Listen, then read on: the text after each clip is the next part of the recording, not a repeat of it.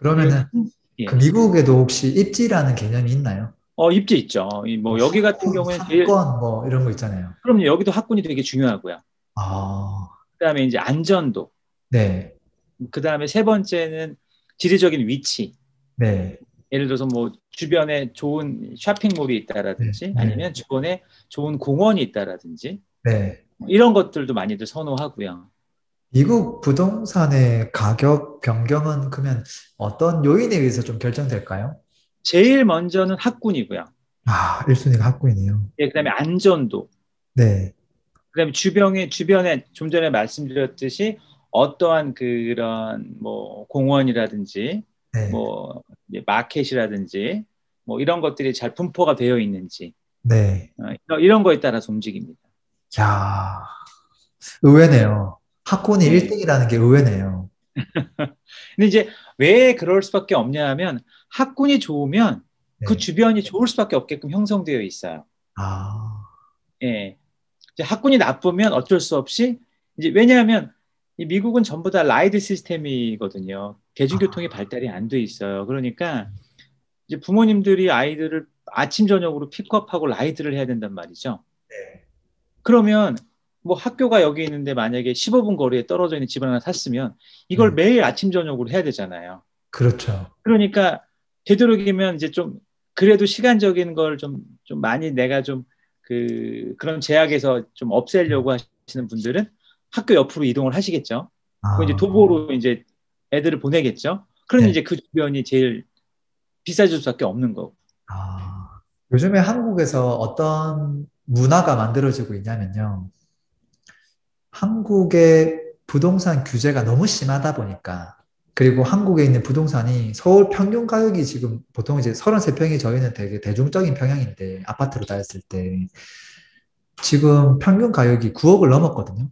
근데 아까 심하네요. 미국 같은 경우는 뭐 한 7억 정도가 평균이라고 했는데, 그러다 보니까 한국보다 미국이 저렴한 거 아니야? 자, 우리 미국에 있는 부동산을 삽시다. 그런 문화가 조금씩 형성되고 있어요. 혹시 그런 이야기를 들으신 적 있어요? 제가 지금 실제 상담을 하는 분들이 한국 분들만, 네. 한국에서 연락 오신 분들만 한 10팀 정도 돼요. 아, 예, 그리고 뭐 다음 달에 당장 와서 집을 구매하시겠다는 분들도 계시고, 또 네, 이제 제가 대신 한국에 나와서 네, 상담을 받고 싶어 하시는 분들도 계시고, 이제 그게 뭐냐면 조금 미국에 대해서, 좀 내가 한국이 너무 규제도 많고, 집값도 비싸다 보니까 미국에 좀 내가 집을 좀 투자를 하고 내가 미국에 좀 안정된 생활을 해야겠다라고 생각하시는 분들이 있거든요. 네, 그런데 여기서 꼭 제가 말씀드리고 싶은 게 있어요. 첫 네, 번째는 뭐냐? 여기에 집을 사셔가지고 단기적으로 돈을 얻을 생각하시면 안 돼요.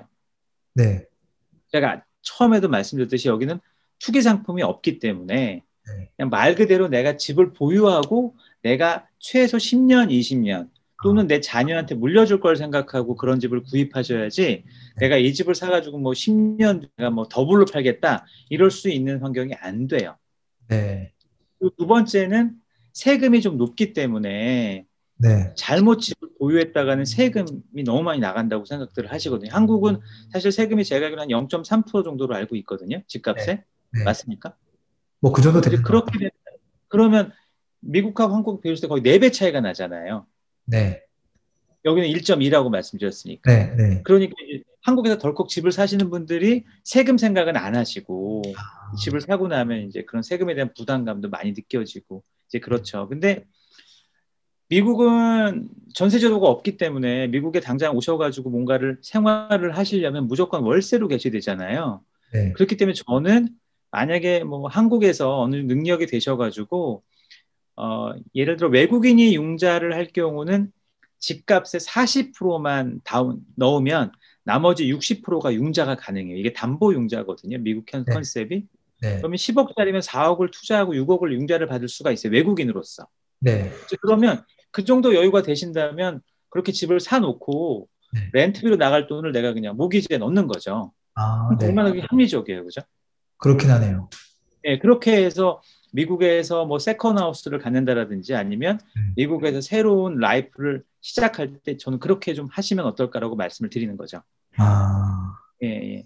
그러니까 그런 식의 개념을 좀 이해하신다면 미국 부동산이 굉장히 매력적입니다. 그렇겠네요. 한국처럼 생각하면 안 되고 예, 컨셉을 예. 바꿔서 네. 생각한다면 꽤 괜찮겠네요. 대신에 한국에서처럼 내가 돈을 넣어서 막 갑자기 뭔가에 큰 변화를 뭐 만들고 싶거나 이렇게 생각하시면 이제 후회가 막심하실 수 있어요. 그럴 것 같아요. 오히려 네. 이제 미국은 되게 안정화돼 있고, 우리나라 같은 경우는 이제 지금 뭐, 이제 선진국에 진입한 초창기다 보니까 아무래도 전반적인 불균형이 좀 더 많거든요. 그래서 이제 가격이 어떨 때는 막 오르기도 하고, 내리기도 하고, 그 편차가 좀 심하기도 하고, 그래서 투자성으로는 한국이 나을 수도 있겠다 싶고, 대신에 좀 길게 생각하는 분들은 아, 미국도 굉장히 매력적이지 않을까 싶기도 해요. 만약에 한국에 거주하고 있는 한국인이 미국 부동산을 살려고 했을 때 대출도 가능하다고 했고, 그거를 이제 소유권을 이전해 올 때도 아무런 문제가 없는 거죠. 아, 근데 여기서 한 가지는 틀려지는 게 있습니다. 아, 이제 그래요? 제가 좀 전에 말씀드린 이제 양도세 네. 이 부분은 이제 외국인과 여기 이제 영주권 이상 신분을 갖고 있는 사람하고 차이를 뒀어요. 아, 네. 예, 외국인이 집을 살 경우에는 그걸 인정을 못 받아서 네. 만약에 집을 팔았을 경우 그 수익금이 남잖아요. 네. 거기에 대해서는 똑같이 10에 18%에서 30%가량의 세금을 내야 돼요. 아, 제3자한테 파는 거랑 예, 똑같은 예. 비율로 내야 되네요. 네. 아, 심지어는 할 네. 때, 그 돈을 아예 그냥 홀드를 시켜버려요. 아예 국세청에서. 아, 예, 예. 네, 자발적으로 세금을 내게 하는 게 아니고요. 이 네. 사람들이 흔한 말로 먹튀를 할까봐 아, 네. 예, 그렇게 해놔가지고 그냥 거의 반강제적으로 세금을 내게 만들어 놨죠. 아, 그건 이제 예, 파는 그래서 시점에 딱 홀드한다는 예, 거죠. 예, 그래서 사실은 미국이 또 하나 좋은 게 뭐냐면 집을 만약에 사잖아요. 사면 부부 1인당 25만 불까지 세금 혜택을 줘요. 아, 네, 첫 집일 경우에만입니다. 네, 내가 만약에 두 번째 집을 갖고 세 번째 집을 갈 때는 허용이 안 되고 내 집 하나를 갖고 있는 경우에는 그래서 부부 공동 명의로 집을 갖고 있으면 네, 50만 네. 불까지 세금 혜택을 봐요. 아, 5억 조금 그러면 넘겠네요. 네, 예, 그러면 만약에 내가 100만 불짜리 집을 사고 시작을 했는데 만약에 그 집이 10년 뒤에 150만 불이 됐어요. 네. 그러면 세금 혜택이 다 있기 때문에 세금을 전혀 내지 않습니다. 아, 네, 팔았을 경우. 네, 근데 만약에 이게 외국인 신분이다. 그럼 네. 50만 불에 대한 세금을 아까 말씀드린 18에서 30%까지 내야 된다는 거죠. 예, 그런 음, 차이가 좀 있다는 거고요. 보통은 매입을 할 때 명의를 그냥 개인 명의로 미국에 있는 부동산을 많이 매입을 하시나요? 만약에 개인 주택일 경우에는 거의 대부분이 개인으로 사시는 경우가 많고요. 아, 네, 이제 뭐, 예, 그리고 얼마든지 법인으로 사실 수도 있어요. 예, 네, 그런데 예를 들어 자기 집은 개인으로 사시는 경우가 많고요. 네. 이제 뭐 두 번째 집이나 세 번째 집을 살 때는 이제 법인명으로 사시는 경우가 많아요. 아, 그 그, 이유는 뭐냐면 네, 두 번째, 세 번째 집을 사는 거는 내가 거주할 게 아니라 누군가한테 그 집을 이렇게 임대 수익을 받으려고 살 거 아니겠습니까? 네.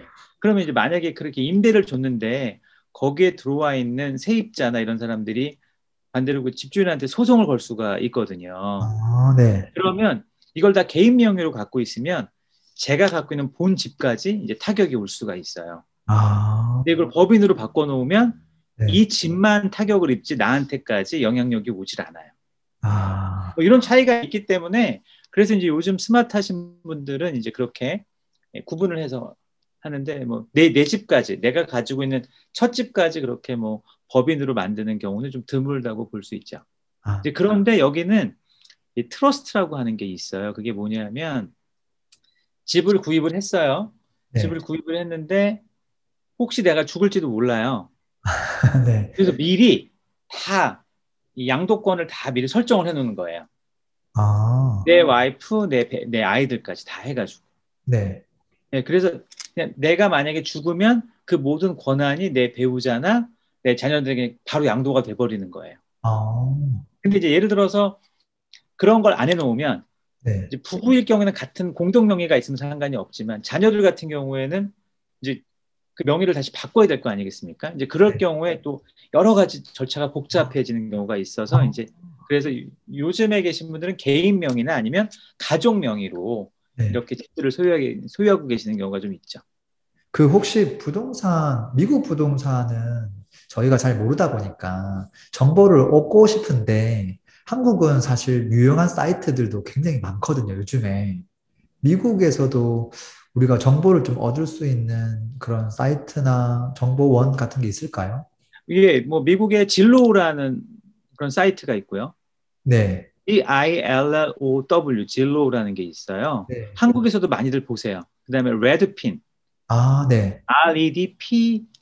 REDPFIN 나중에 제가 이렇게 보내드릴게요. 아, 그렇게 그런 네. 대표적인 사이트가 있어가지고 그 사이트에 들어가서 검색만 하시면 네. 미국에 있는 물건들을 너무 쉽게 보실 수가 있어요. 사진부터 그 네. 집에 대한 디테일한 인포메이션까지 다 보실 수가 있고요. 네.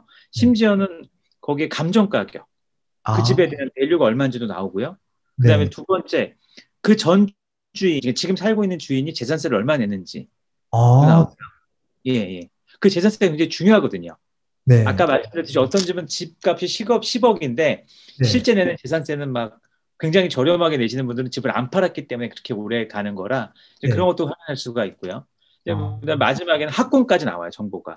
아, 그 집을 사면 어디 학교에 보낼 수가 있다가 해서 나오기 때문에 네. 굉장히 잘 만들어져 있습니다. 어떤 사이트는 막 범죄율까지도 나오더라고요. 범죄율도 나온 데가 있죠. 근데 이게 사실은 여기는 범죄율이 없을 수가 없어요. 월반응도 있어요. 네. 예, 뭐 그렇기 때문에 뭐 그것까지는 중요도에 포함시킬 수는 없다고 하지만 하여튼 굉장히 디테일한 인포메이션들이 많이 나와 있어서 사실은 어떨 때는 저보다 손님들이 그 집에 대한 내용을 더 많이 알고 오시는 경우가 있어요. 예, 예. 그래가지고 네. 뭐 재밌는 현상이죠. 예. 지금 대표님 같은 경우는 캘리포니아 주에서 약간 남가주? 네, 맞습니다. 그러면은 남가주에서 되게 또 많은 do시들이 있잖아요. 그 중에서 조금 이렇게 추천하는 도시들이 있나요? 네, 네. 남가주 중에서 LA 시티가 있는 LA 카운티가 있고요. 네. 제가 지금 일하고 있는 오렌지 카운티가 있어요. 아, 네. 그런데 이 두 개를 비교했을 경우 범죄율이나 안전도는 오렌지 카운티가 훨씬 좋아요. 아, 네. 학군도 훨씬 좋습니다. 네. 그래서 뭐 제가 여기에서 일을 해서가 아니라 오렌지 카운티에 있는 도시들이 훨씬 그런 학군이나 안전도가 좋기 때문에 저는 만약에 미국에 투자를 하고 싶은 한국에 계신 분들이 있다면 오렌지 카운티를 좀 눈여겨보시면 좋다라고 생각을 하고요. 네. 두 번째는 이 오렌지 카운티가 굉장히 날씨가 좋아요. 그렇다 하더라고요. 겨울에도 눈이 안 오고 겨울에 제일 많이 온도가 떨어질 때가 한 7, 8도니까요. 그럼 한여름에는 몇 도쯤 되나요? 한여름에는 그래도 한 40도까지 갈 때가 있죠. 네. 근데 이제 여기가 사막 기후이기 때문에 네. 습하거나 그러진 않아요. 아, 네. 그래서 이제 햇빛이 내리쬐는 곳에 가면 굉장히 덥지만 네. 그늘에 오면 또 훨씬 더 청량감이 있고요. 네. 예, 그런 부분에서 굉장히 좋고 일단은 춥지가 않기 때문에 어르신들이 굉장히 남가주를 선호하시죠. 아, 그리고 1년에 비가 오는 게 뭐 한 네. 달이 안 되거든요. 아, 네. 여기는 그리고 뭐 홍수 같은 게 없어요. 네. 뭐 태풍, 홍수 이런 게 없어요. 그렇기 때문에 좀 제가 보기에는 지리적 여건은 정말 이 미국 내에서도 캘리포니아 내에서도 남가주가 좀 선택받은 땅이지 않을까 이렇게 생각을 하고요. 그리고 이제 오렌지 카운티에 있는 좋은 도시들은 이 태평양까지 바닷가까지 나가는 게 거의 1시간에서 1시간 반만 운전하면 다 닿을 수가 있어요. 아, 가깝네요. 그러니까 예, 그래서 뭐 바다를 보러 가고 싶다. 예, 그러면 진짜 뭐 운전 뭐 1시간 정도만 하면 네. 제가 지금 사는 곳에도 저도 45분이면 바닷가를 바로 보러 갈 수 있거든요. 아, 태평양을. 네. 네. 근데 이게 뭐 제가 좋은 데 살아서가 아니라 이 특히 오렌지 카운티에 있는 괜찮은 도시는 다 그 정도의 접근성이 굉장히 용이하게 잘 되어 있습니다. 아, 그러면 요즘 이제 팬데믹 이제